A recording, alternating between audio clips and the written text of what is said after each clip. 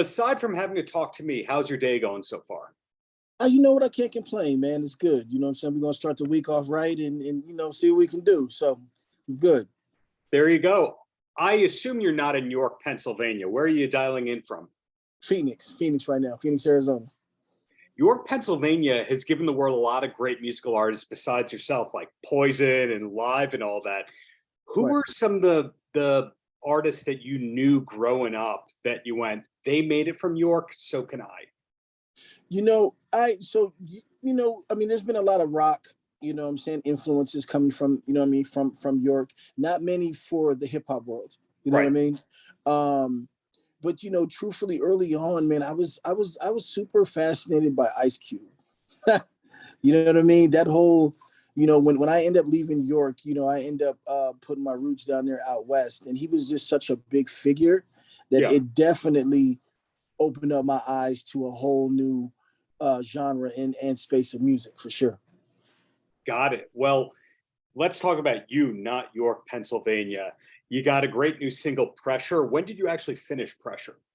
You know what? I finished Pressure maybe 2 months ago. Like I said, I was out there in LA working on my EP, Highly Favored, which is dropping January 20th. Mhm. And like I said, I was just in the studio working, got with a couple producers, and shout out to my guy J Rock from TDE. You know what I mean? But we've been, trying to work together for a while. And I end up, like I said, putting this body of work together, man, and sent it over to him, and he sent it back. And, it's definitely been sparking a lot of interest and a lot of buzz. Right. Your credits are incredible in terms of not just the numbers and the critical acclaim, but how many superstar artists have signed off on you, have given you the cosign from Rick Ross, The Game, Kendrick's Yeah, team with TDE. yeah. Hey, Who's that's a very humbling, but also a gracious position to be in. You know what I mean? Even outside of just, you know, um, meeting them personally, what I'm saying, it's also a great feeling to know that they respect the craft and, also appreciate it and kind of see it the same way that I do. Mhm. Like I said, man, shout out to Kendrick. He's definitely, a peer of mine who, sometimes when I just need to, converse or get a little bit of outside, outside viewpoint of somebody legendary, he's definitely there. Same with Rick Ross. You know what I mean? It's been a good thing for me to have a personal and business relationship with Rick Ross as of probably the last year or so. Um, it's just like I said, it's kind of dope just to know that like people of that stature, really appreciate and respect uh, the vision and the music that I'm trying to, pump out to the masses. One thing I'm a big fan of about you, besides the music, is that you are you in your Yes, sir. music. Yes, sir. Uh, Yes, sir. when we listen to the lyrics, you Yeah, make pop culture references that show that you are very aware of TV and film, for all that sure. kind of stuff. You talk about love and Yeah, commitment. Uh, yeah, you are under the name Richie Evans. I know that you started under the name Juice, but yeah. you are Richie Evans. It's this relatable person, even if you are a star. When did you kind of realize, hey, I could be a person and I don't have to be a character like most other rappers? For sure. And it's crazy that you bring that up because that's ultimately a part of my big mission. You know what I mean? Like I said, Mhm, early on in my career, I was signed to one of the biggest artists in the game. mhm. I used to go by the moniker Juice. And, at that time, I seen a lot of things transition, you know what I'm saying? Business wise, i.e., there was a big fallout between him and 50 Cent and, Right. some other things. But I also seen that kind of uh slowed down a lot of business that we had going on. You know what I mean? It kind of started, mustering up a lot of things that necessarily wasn't beneficial for what we was trying to do. And I felt that I started seeing myself kind of just get caught up in it without being caught up in it, if that makes sense. I felt like, you know, being signed to him and everything that was going on with him, me being a part of his brand and his label, automatically I was tied into that as of representation. And as time went on, man, I just, I really wanted to make it just about doing great business and music. You know what I mean? Didn't want to deal with the chaos. Didn't want to deal with all the stuff that was kind of going on. So, in order to really stand in my own alignment and my own shine, man, I got to stand on my own too. I did end up cutting the moniker Juice, and I start going by the name that my mother gave me, which is Richie Evans. And I feel that there's nothing more authentic and more realer than the name your mama gave you. You know what I mean? There's no facade. There's no, smoke and mirrors. This is what you authentically get, and I hope that people appreciate and stand with me on that. With the name Richie, you do call yourself Rich on some of your lyrics, right there. Is there a name hierarchy? Like once they get close to you, you become Rick? Right. It's funny that you said it because that's definitely what it is. So the highest hierarchy though comes from my mother though, and I'll say this, a lot of supporters and fans, of course, they call me Richie. A lot of my close friends, they call me Rich or Rick, but my mother, she calls me Richard. So once you get there, that's once you get there, right. So it's a different level. But hey, that's just for mom stuff. And speaking of Rick Ross, I believe you're part of the campaign for his spirit brand. How did that happen? Yeah, you know what I'm saying? Rick Ross has the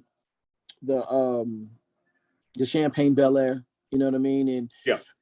Like I said, me and Ross have been kind of hanging out the last couple months. Like I said, he's on my EP dropping on January 20th. And we just, like I said, took a liking to just one's energy. I've been to a couple shows with him. We worked in the studio together. We just actually last week wrapped up our video for that single as well. And I think he just kind of just enjoyed and loved the energy and vibe that me and my team possessed. Plus, I'm definitely a social drinker. So, he kind of was like, hey, man, I kind of like your energy, and your style. It kind of fits with one of my new brands. That's how, let's see if we can make something happen. And he sent me a case of Vion, which is actually a cognac under that brand. Mm-hmm. And like I said, man, it's been on ever since. You know what I mean? We got a campaign starting. I want to say billboards go up on the West next week. So yeah, it's definitely been a good beneficial thing for me right now. A little pattern I'm noticing is your career is almost like a game of chess where you're planning 3 or 4 moves ahead and we don't find out about them until you feel it's right, the right time for that. For sure. And I'm definitely big on that. I'm definitely a strategic mover. I just also believe that, you gotta position yourself at the right times to, provide, right things for people. I think that, if you don't, I think that that's how sometimes you can burn out, you know what I'm saying, as an artist, or maybe sometimes, you know what I'm saying, you could overly access yourself to, you know what I'm saying, the music population. So I'm definitely strategic and definitely a person who moves kind of strategic. So reading between the lines here, in the future, we're going to see all the Richie Evans brands and projects where you start executive producing everyone else's stuff. Yes, most definitely. Yes, sir.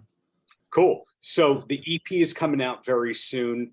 Yeah. How far, you don't have to give me any exclusives, but how far ahead are you planned in terms of the recording output? Well, like I said, as far as the EP is completely finished. I'm already working on Highly Favored 2, and I'm working on my official debut album that'll be coming out later that summer. So I'm definitely ahead of the schedule right now, just to make sure that I stay consistent with, like I said, man, a lot of this attention that I'm getting from the Pressure record and just from the excitement and build up from the EP. And is touring going to be a large part of what you do? Because some artists, the record is everything. And then other artists go, well, you know what? We record it once and then the song evolves live. And let's be honest, we make our money on the road. For sure. Definitely. No, definitely touring is definitely a big piece of this whole program. I'm always big on getting in front of people, you know what I'm saying? High five and kissing babies and really just getting that human interaction and connection. I think that it helps thrive the music a little bit more. And, also I think it just does wonders for us as artists just to know that, people come out and support, it keeps us thriving for sure. The kissing babies thing, that's hilarious. That all started, I guess, with presidential races and all that they had to do that. That term hasn't evolved though. Most things have evolved, but the kissing babies. I love that you still use that. So down to the last 2-3 questions here, Richie. Besides your music, what should we be watching for? Is there a TV show or a movie recommendation that you could pass along? I would definitely have to say, I have a wide variety of TV shows and movies and stuff that I watch, because I'm definitely a movie buff. Definitely that. You know what I'm saying? Yeah, you know, I can tell from your lyrics. You have a great kinda, Tebow reference or two in your lyrics. Right. Yeah, it kind of helps me create, you know what I'm saying? This kind of gives me a different type of vision. Yeah. I would say honestly, what am I watching? That's really I don't know if you heard of this, but there's this show called The Handmaid's Tale on Hulu. Have you heard about it? Oh, I've heard about it.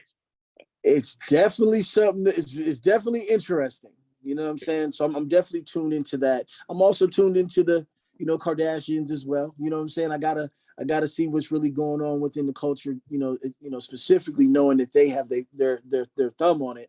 So no, I'm definitely, watching and listening to a wide range of things. So you go smart and you go dumb, highbrow and lowbrow. All together, got to do it all together. And then my last question for you, I've mentioned so many people that have endorsed you publicly and or you've worked with and all that. Is there still one collaborator that you're chasing that you go, this is the person I have to work with, and once that happens, I've made it?